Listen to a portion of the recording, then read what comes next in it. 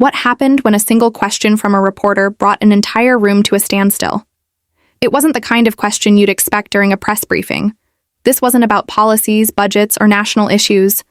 No, this was different. This was personal, and the way Karoline Leavitt responded left everyone speechless. It started as any press briefing would. Karoline stood at the podium, calm and composed, addressing the reporters with clarity and confidence. Questions were asked, answers were given. Typical, predictable. But then, just as it seemed the briefing was winding down, a reporter raised his hand. His question, dripping with sarcasm, shattered the routine. "No cross today?" he asked. Loudly, his smirk barely concealed. "I guess the faith was just a prop, huh?" The room froze.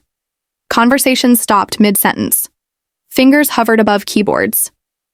You could almost hear the collective intake of breath as dozens of eyes turned to Karoline, waiting for her reaction. The atmosphere was heavy, tense, as though everyone knew a line had just been crossed.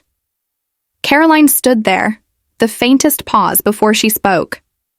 "Next question, please." "It's irrelevant," she said calmly, her tone unwavering. But the reporter wasn't finished. "Irrelevant?" He pressed louder this time, as if daring her to engage. "I think it's pretty relevant. Looks to me like your faith was just for show all along." The gasp was audible, sharp and quick, as the weight of his accusation hit the room. Whispers began to ripple through the crowd, faint but undeniable, like tiny cracks forming in glass. The reporter's words hung in the air, heavy and cruel. But Karoline didn't flinch. She didn't raise her voice or react impulsively. She simply stood there, steady, letting the moment settle before she spoke. Her gaze never left his. "Yesterday," she began, her voice calm but firm, "one of your colleagues suggested that I take off the cross I wear around my neck. He said it might be seen as political, might distract from the issues we're here to discuss. I told him, as I'll tell you now, that the cross I wear is not a political statement. It's not for anyone else's approval. It's an expression of my love for Jesus Christ. It's personal. It's sacred." The whispers faded as her words, laced with sincerity, drew the room to silence. Suddenly, no one was typing. No one was looking around. All eyes were locked on her, captivated by the calm power of her voice. The energy shifted. People were no longer waiting for a fight. They were waiting for what would come next. "I didn't wear it today," she continued, her voice steady yet filled with emotion. "Not because my faith changed, not because it wavered, but because I wanted to show you and everyone who might be watching that faith is not something you wear. It's not about a piece of jewelry. It's about how you live. It's about love. It's about truth. And what's truly disgusting," she added, her voice unwavering, "is you mocking that." The room was so silent now, you could have heard a pin drop. One by one, reporters lowered their pens, their laptops, their cameras, until it seemed as if every single person was holding their breath. Even the reporter in question had fallen silent, his smug expression replaced by something that looked almost like regret. But Karoline wasn't done. "Faith," she said, addressing the entire room now, her voice rising just slightly, "isn't about symbols. It's not about impressing anyone. It's about how you carry yourself, the choices you make, the way you treat other people. And it certainly isn't something up for debate in a press briefing." Her gaze swept across the room, holding attention, like a magnet. "You see, my faith doesn't live in a cross around my neck. It lives here," she said, touching above her heart. "It lives in the compassion I have for others, in the integrity I strive to maintain, in the truth I choose to speak, even when it's inconvenient. A necklace is a reminder, yes, something deeply meaningful to me, but it is not the essence of who I am or what I believe." The room was suspended in silence, her words hitting with the force of a hammer. No one dared look away. Even those who might have come in with criticism or doubt wore expressions of quiet reflection.